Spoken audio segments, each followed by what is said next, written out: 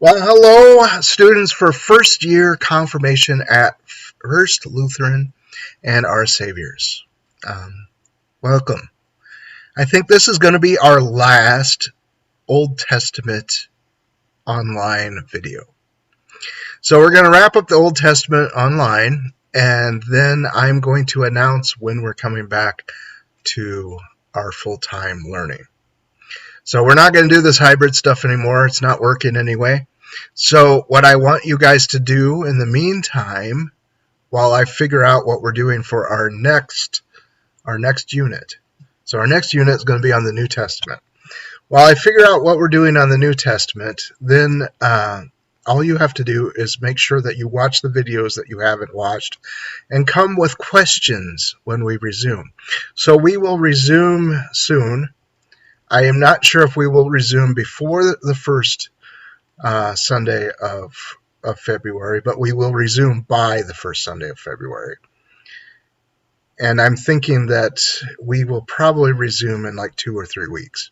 So anyway, what we're going to do is we're going to go over all of the videos. So there is going to be absolutely zero work other than looking at the videos for that first class.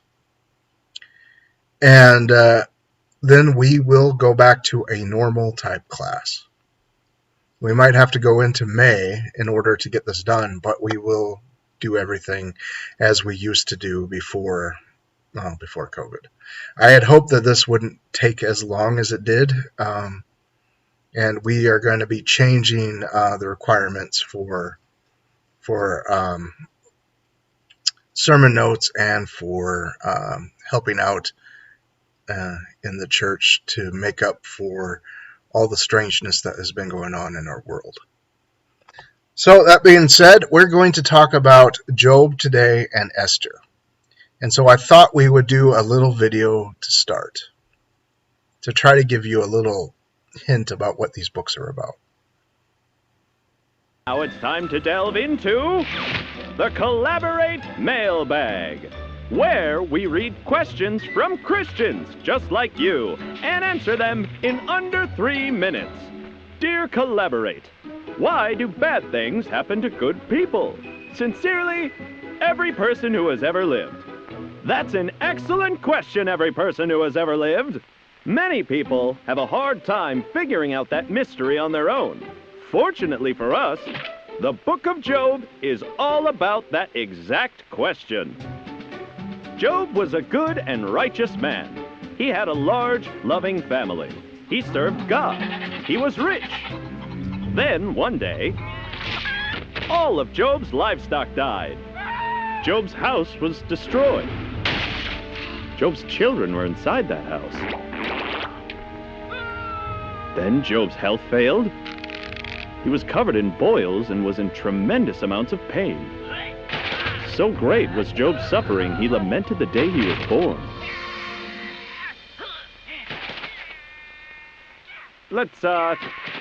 Let's just give Job some space. One might wonder, where was God during all of this? What exactly was God's role? Does God directly do good and bad things to us? Or perhaps God just set certain things into motion, which cause things to happen. Things that are sometimes good and sometimes bad. Maybe God is not involved in things happening at all.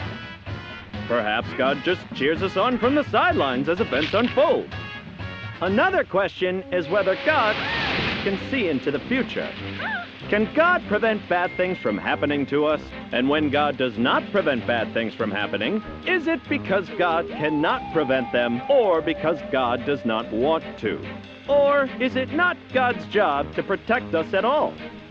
To answer these questions, let us look to the end of Job's story. When God appeared before Job, at last, the Almighty had come and was going to answer this burning question. And God answers this question with a question. Ah, Esther, one of the most exciting books of the Old Testament.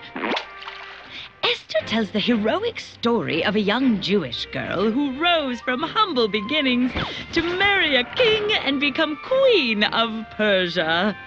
And ultimately stopped an evil royal advisor named Haman from killing all of her people. Yes, Esther truly was an exceptional young lady. And it was her faith in God that saw her through. Understanding how and when God is at work in our lives can be challenging. For example, when you win an athletic competition, you might wonder, did I succeed because I prepared and trained for this moment? Or did God have a hand in my success? Or when you don't do so well on a math test, is it because you didn't study hard enough?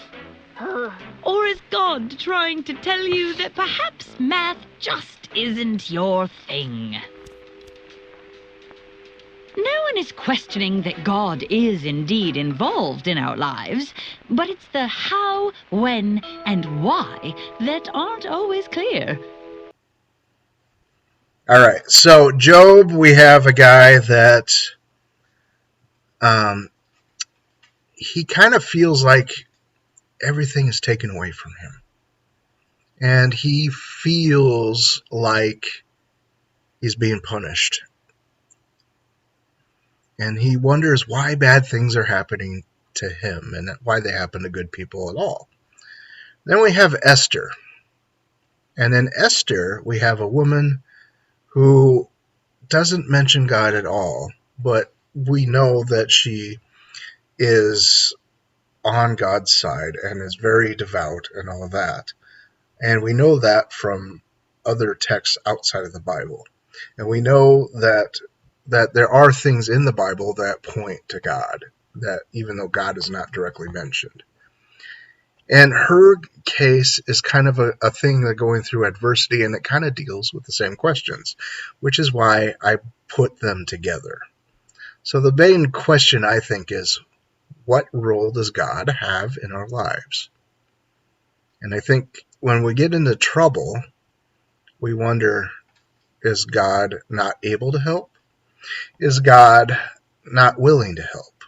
Or does God just have a completely different role in it? And so these are the questions that we have. So why do good things happen to good people? And why do bad things happen to good people? And I think you look to these two books when you want these answers. But like at the end of Job, or God answers Job with a question, I think you end up with more questions than answers. And because of that, we're really not going to be able to go into this in too much depth in confirmation. These are kind of really advanced topics, so I just wanted to make sure that you were aware that they were there in the Bible.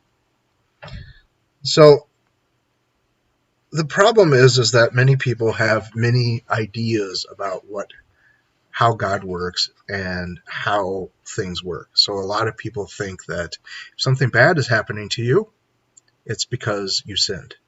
Well, the truth be told is everybody sinned, even people that have good things that happen to them. So that's completely flat out wrong. Job has 3 friends. They all give him terrible advice, and they're all wrong in how God works. And so if somebody gives you advice, and one of Job's friends gave that advice, well, you can pretty much guess that that's wrong. But I think really what we need to look at here is, what are these books about? I think they're about some things don't need complete answers.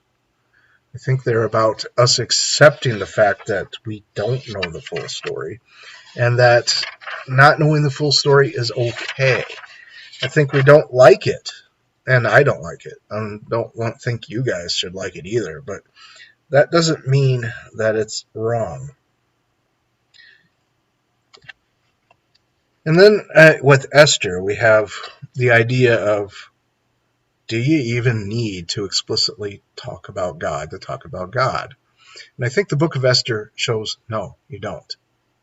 I think a lot of people get it in their heads that if you're not explicitly talking about God, you're not mentioning Jesus by name, you're talking about love or something in general, that you're not talking about God. And I think that is not good.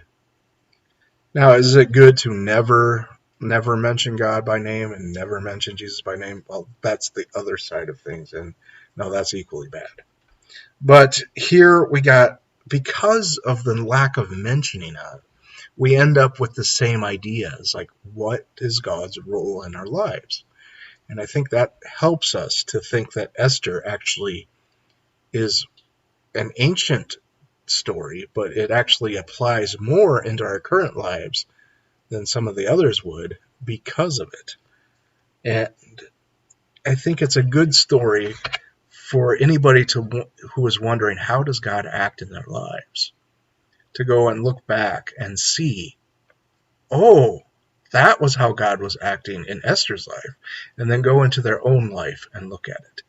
Now, I know that we probably won't be looking at this in our review. We will be doing a review, but if you do have a question on it, I expect you to bring it to class. All right? So look for when we are going to start. I will be announcing that soon. You will have at least 2 weeks to prepare, and it won't be any later than the first Sunday of February. All right?